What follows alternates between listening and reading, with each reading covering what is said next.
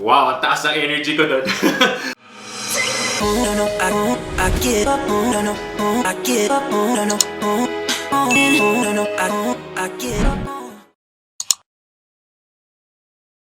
Hey guys! Welcome back to Enzo TV. Wow, ang taas ng energy ko doon. Guys, welcome back to Enzo TV. Feeling ko ang tagal-tagal na since I did another cooking series. But today's a special day. So special din yung lulutuin ko para sa inyo today. And I hope magustuhan nyo tong recipe na to. And I hope magamit nyo siya. Kung meron kayong mga special occasions like mga gusto nyo date or kahit ano, like just a special day na gusto mong gawin. So perfect tong recipe na gagawin ko today. So without further ado, sasabihin ko na kung anong gagawin ko. I am making a super garlicky roasted prime rib. Oh, di ba? Social na ngayon, di ba? Dati patorta-torta lang ako, ngayon prime rib na. So yeah, prime rib. Usually niluluto ko to on birthdays o kaya special occasions lang, dinner dates or Christmas, New Year. Ayun, I think I made this last Christmas. So naisip ko, today is a special day. Paulit-ulit ko sinasabing special day kasi sasabihin ko sa inyo later why it's a special day. Pero anyway, yun nga. So I feel that today's special, so I wanted to make super garlicky roasted prime rib. First thing we need to do, of course, is we need to season our prime rib. So here we have a prime rib. Yan, no? Nice, diba? Kailangan natin mag-gloves kapag isi-season natin tong prime rib. Okay, so ngayon, naka-gloves na ako. Isi-season na natin tong prime rib. So, si-season natin muna tong prime rib, no? With, ano bang best seasoning kayo? Guys, para sa akin, the best seasoning is just salt and pepper. Salt and pepper lang, panalong-panalo na. For recipe na to, ang meron ako is, this is a 4-pound prime rib. Bali pala yung binili ko palang prime rib is boneless. Usually, mas maganda kung may bone ang bibili nyo kasi nandun talaga lahat ng flavors and everything else. But, ako kasi ayoko ng complicated stuff like what you guys know. Sobrang simple lang ako pag nagluluto ako. So, I opted out to get the boneless prime rib.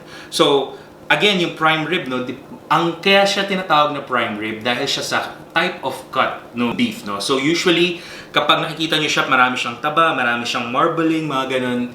Masarap na masarap 'yon, the best quality 'yon. So anyway, let's season this bad boy with some salt and pepper. So siguro for this 4-pound na beef, you just want to season this with maybe a 2.5 tablespoon of salt. And I want you guys to be very generous when you're seasoning your meat, no? Kasi, syempre, when you season it, lalo na on the first stage of seasoning, dun talaga nanunuot yung mga linam-nam niya. So, yeah. So, akala nyo lang maraming salt to, pero not really. And you wanna flip it. So, flip. Yan. Just wanna be really generous about it.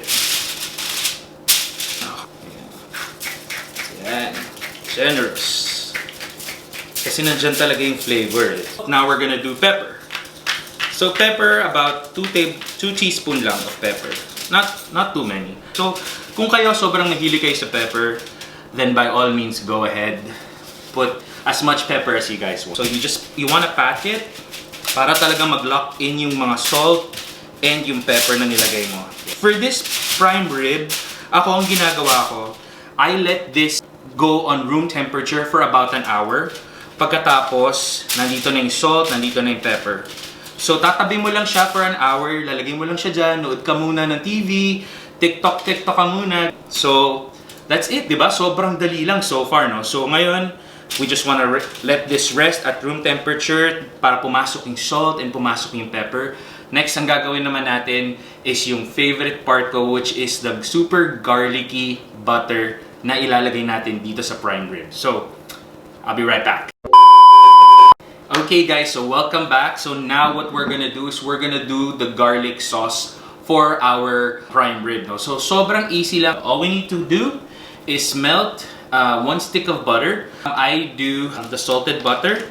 So i-melt lang natin to sa microwave. We're gonna pop this in the microwave for maybe about 20 seconds. Ayan, so for 20 seconds, let's just let that melt a little bit. Ayan guys, medyo melted na yung butter, no? So gusto natin mga ganito lang siya ka-melted.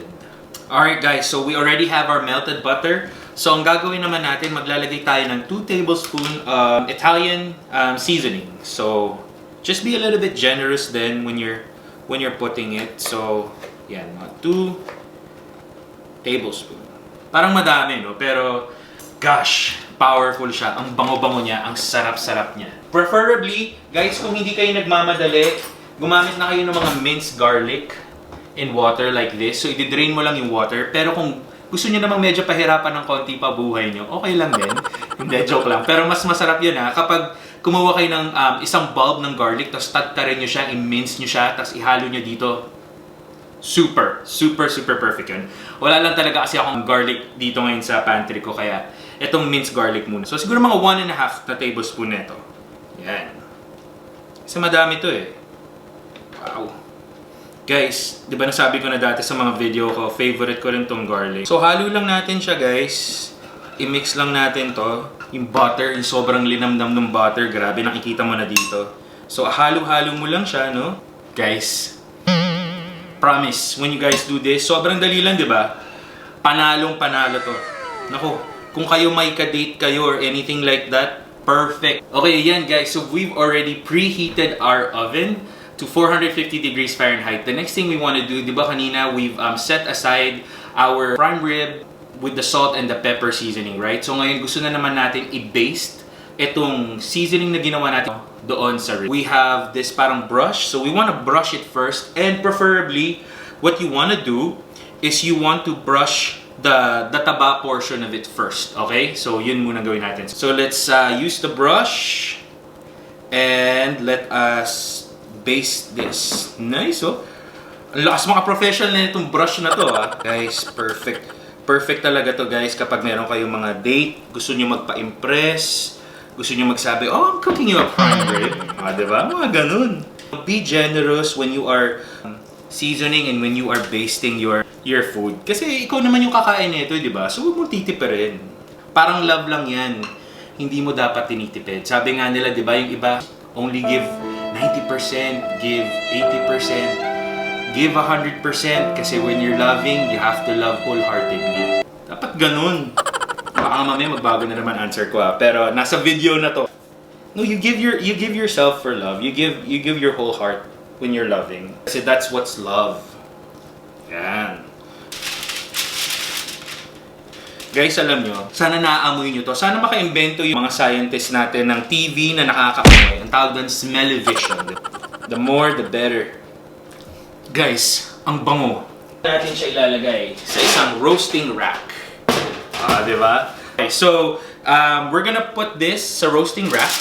Paglalagay mo na siya sa roasting rack, kailangan yung taba portion of it is the one sitting on top. Para talagang magmamantika siya at saka magiging flavorful talaga yung ating prime rib.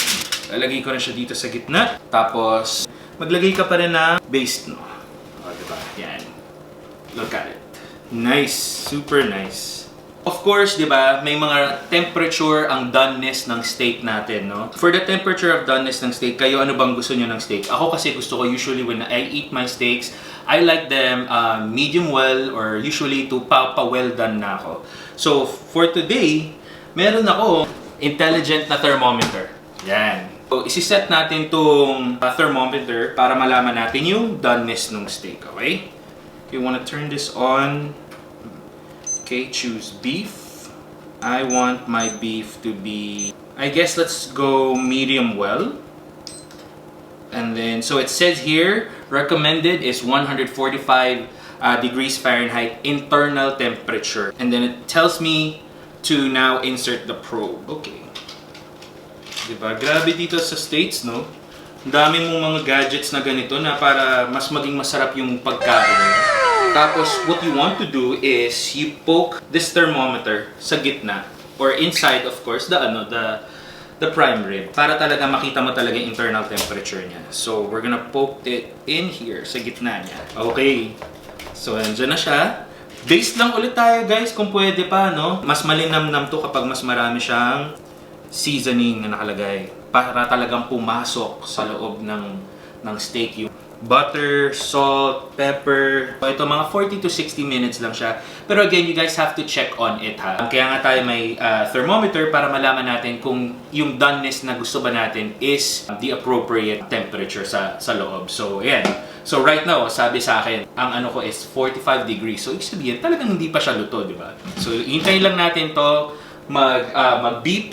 And once that beeps, we're gonna put this in the oven. Okay? I'll be back.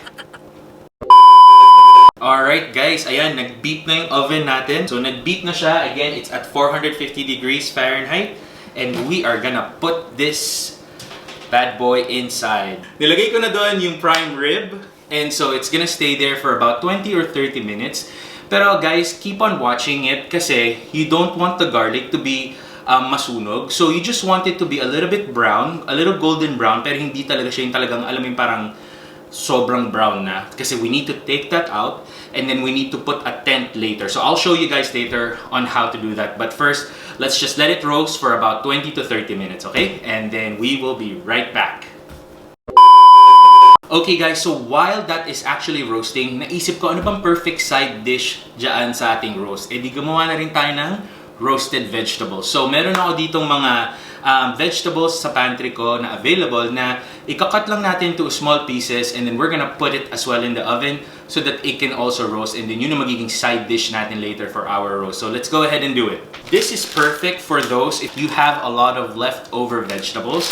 Onions, peppers, carrots. I even have here an eggplant. So how do you want to cut your carrots? You can cut it diagonally however you guys want it. It's up to you guys. Again, I suggest, kasi when you're roasting, no, syempre, iba-iba yung cut. So, kailangan uniform din yung cut nyo. Kung manipis, nipisan nyo din silang lahat so that equal yung pagluluto nila when you are putting it in the oven. So, yeah. So, I'm just cutting these carrots diagonally. Cut some tomatoes. Yan. So, depende na sa inyo. Gaano kalaki yung chop nyo gusto nyo sa tomatoes nyo. By the way, tanggalin pala natin yung seed doon sa ating tomatoes. Okay, so here are the tomatoes. We also have onions. So, anong onions ang favorite nyo? Pwede kayong maglagay ng sweet onion kung gusto nyo. Pero ako, I think I'm gonna use my leftover. I have red onions. Masarap din naman ang red onions. So, let's go ahead and cut these red onions. Put this here. So I have these letter pepperoncinis ba tawag dito? Mga maliliit na peppers. So let's put a couple here. A little bit of orange, a little bit of reds. Yellow, orange, and red ang meron ako. So again, let's just go ahead and cut them. Okay. And guys, kanina 'di ba napakita ko sa inyo, meron din akong eggplant. So why not? At saka, masarap ang roasted eggplant. So, siguro ito para dito sa eggplant na to, let's just cut them in circles na maninipis. Like this. Let's leave the balat in there. And then later, pwede mo naman tanggalin yun. Lagyan na rin natin yung eggplant dito. Okay. Look at that. Nice, di ba? So usually when I am roasting my vegetables, sobrang simple lang ako. Again, salt and pepper lang. Perfect na para sa akin. I think I'm a very salt and pepper kind of guy na I don't really need fancy sauces and fancy like seasoning. Para sa akin, salt and pepper, perfect na. So since meron pa tayong leftover na pinang-base natin kanina ng ating roast, maglagay din kaya tayo siguro ng konting ganung flavor. So konti lang, lagay lang tayong konti, spread it out. Yan, spread the butter out. Konti lang talaga. Just a little bit of salt and a little bit of pepper. Nice, okay? Avocado oil. Konti lang. Yan. Oh my goodness. Okay guys, so tapos na itong vegetables natin, chinop na natin. Ilalagay natin siya sa oven, then later, kapag tinanggal na natin yung prime rib sa oven, kasi lalagyan pa natin siya ng tent, which I'll show you later, tsaka natin ito ipapasok para sabay silang dalawa maluto. Okay? So, I will be right back in maybe 20 or 30 minutes. I'll be back! 2,000 years later. Alright guys, 30 minutes already has passed. And then, it's time to get this roast out of the oven and then we're gonna put a tent over the roast para hindi siya masunog. Ayan, so it just beeped, so I'm gonna go grab it. Ayan, so this is how it looks. Nice, di ba? So, hindi pa sunog yung garlic. Diba? And hindi pa rin siya luto. Kasi, ang temperature natin is only 60. And we want to be at least 100, what? 145 degrees Fahrenheit for it to be medium well. Okay, so maglalagay tayo ng foil on top of the roast. So parang ang tawag dun is gagawa ka ng tent para hindi masunog yung garlic. Ilalagay natin siya on top. Pero syempre, not touching the roast, pero on top. Kaya nga parang sabi nila, di ba, tent. Parang bahay. Okay guys, 30 minutes before maluto tong beef natin, we wanna put our vegetable to the oven so that we can roast it. Para paglabas nito, sakto, mainit at luto na rin yung vegetables na niluluto natin. So, okay? Yeah, so yun lang. I will be right back kapag luto na siya. Alright guys, welcome back. So, 60 minutes has already passed. Grabe, di ba? 1 hour. Imagine niyo 1 hour nangangamoy dito sa bahay. Ang bango-bango talaga. Tanggalin ko na siya ngayon sa oven, tapos I need to let it rest. So, 30 more minutes and this should be done. Woo! Dude, this is amazing. Pilipin natin kung ano yung itsura niya. Ta-da! Over. So guys, ayan, nakita niyo na yung loob nitong prime rib natin, di ba? Grabe, sobrang exciting, na-excite talaga ako. So, we need to let this rest for 20 to 30 minutes para yung juices niya talagang mag-circulate doon sa loob ng meat, di ba? Para pag kinat mo siya, hindi siya kagad parang magtutubig siya, parang gano'n. Basta alam niyo na yun. So yan, so let's just let this rest for 20 to 30 minutes, tamang-tama. I just put the vegetables in the oven again so that it would be roasted. So by the time that's done, I can transfer this to a cutting board and then I'll cut it and then we are gonna taste it. I really can't wait. I'm so excited. Okay guys, so again, our steak has been resting for 30 minutes and now I'm about to get the roasted vegetables out of the oven. Sobrang sarap, sobrang bango. Gutom na ako! Alright guys, moment of truth. So now we are gonna cut into our prime rib and let's see how it looks. So, grabe, na-excite na ako. So, we're gonna cut this. So we'll see how this looks like. Wow. Look at that. There's a little bit of taba in there. Super sarap. Hindi pa siya medium well. Super amazing. Nice, diba guys? Super nice. Okay guys, so I've already carved it and I've already assembled everything. So now I'm just gonna get my plate and I'm gonna really taste this prime rib. I'm super duper excited and I'm super duper hungry. Okay, so I'm gonna get this one steak na kinarve ko kanina. Wow. Tikman na nga natin. Moment of truth. Woo! Ang tagal kong inintay ito ha. So now we're gonna get eggplant, tomatoes, and carrots, and the bell pepper. Yan, tikman natin silang lahat. Guys, super sarap niya talaga. As in, medium lang siya kasi may konting pink-pink pa talaga siya. Let me eat again kasi gutom na talaga ako. Carrots. Ang palinaw ng mata. So guys, yan. Cheers. Kaya pala special today kasi I just wanted to say thank you sa inyong lahat na laging nanonood dito sa YouTube channel ko. Thank you din sa mga lahat na nag-subscribe sa TikTok ko.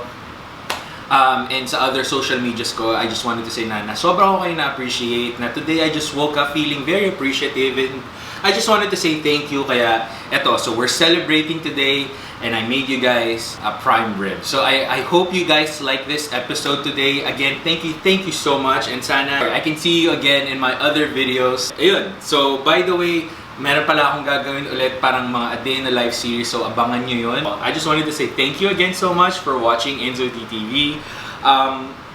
And yeah, I'm just really thankful. Thank you so much and please don't forget to hit the like button, share and subscribe, and if you guys have any comments or suggestions, just please put them in the comment section down below. So again, thank you so much and have a good day. Bye! Get up, no, no, can't deny it. No, no, I get up, no, no, No, I get